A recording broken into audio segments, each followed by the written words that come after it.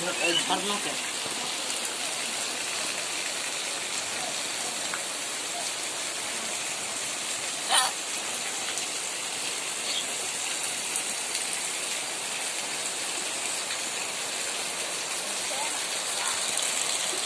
कैमरे में तो ताला ना पानी सब बुझा था। देखिए अच्छे घर में सवाल बना ली थी।